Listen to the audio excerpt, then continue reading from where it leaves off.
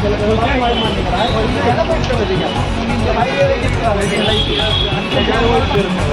आज उघड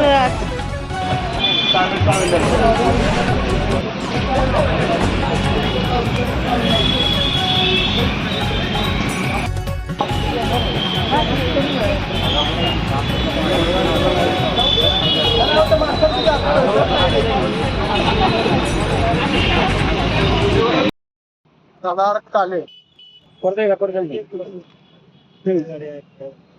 संदीप इंदुराव थोरात राहणार काले यांनी 2023 पासून विविध कार्यालयामध्ये पत्रव्यवहार केले.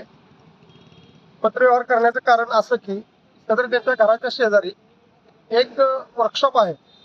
त्या वर्कशॉपमध्ये रात्रीचा पत्र्यांचा आवाज, खूप मोठा आवाज होत असल्याने त्याला त्यांनी तक्रार केल्या. परंतु निर्भीड असणारे जे अधिकारी आहेत त्या संदर्भात माननीय प्रांत साहेबांना सुद्धा 25 फेब्रुवारी 2025 पत्र आलेलं आहे. त्या ठिकाणी चौकशी करून ते वर्कशॉप डिमॉलिश करणे, लाईट कट करणे.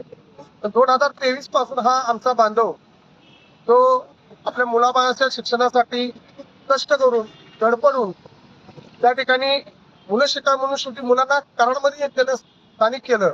पण गावाच्या तिथं त्यांचे वडील स्वतः त्यांना पायपाय झालेला आहे आणि त्यांनी बरेच वेळा त्याला हात जोडून विनंत्या करून तक्रार करून सुद्धा त्या काय ऐकलं नाही.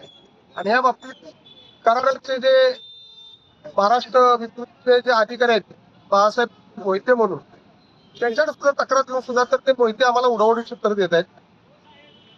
एखादं आंदोलन करण्यासाठी प्रवृत्त तुम्हीच करत असताय.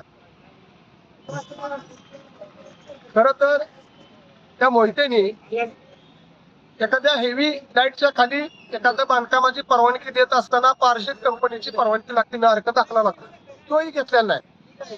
आणि अगदी त्या पद्धतीने ते आपला दर वर्षाप्रमाणे आपलं 4 पैसे घेऊन कंपनीवाल्याकडून त्याची पाठराखण करतोय आणि ह्या कुटुंबावरती अन्याय करतोय.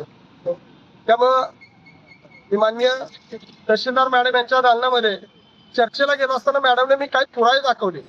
पुरावे दाखवल्यानंतर सुद्धा तो उडावडीची उत्तर देत असेल तर शेवटी त्यांना आमचा अंतच बघायचा असेल तर आम्ही त्याला तयार आहोत. आज मला या प्रसार माध्यमाच्या माध्यमातून वरिष्ठ सातारचे निरीक्षक त्यांना विनंती करा की सदरच्या अधिकाऱ्याची आपण तत्काळ चौकशी करून त्याला निलंबित करावं. अन्यथा ताबडतोब ते कनेक्शन तोडून ते सदरचं वर्कशॉप डिमॉलिश करावं. अन्यथा पुन्हा सहकुटुंब सहपरिवार घेऊन पुन्हा आत्मदानाचा प्रकार अगदी कलेक्टरच्या समोर असणार एवढं त्या ठिकाणी सांग. पण मला या मोहिते साहेबांनी प्रत्येक टायमाला जाऊन त्याला उत्तर दिलं, उडवाउडीची उत्तरं दिली.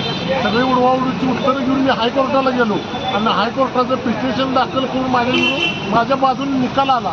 तर त्या निकालात मराठी भाषा वळवल तशी वळवून त्यानं निकालाचं गोलमाल केलं आणि हो आदेश आम्हाला मान्य नाही म्हणून सांगितला. म्हणजे कोर्टाचा आदेश सुद्धा त्यानं पायाखाली टाकला. त्यामुळे मी आत्मदहन करण्यासाठी निर्भय झालेलो आहे.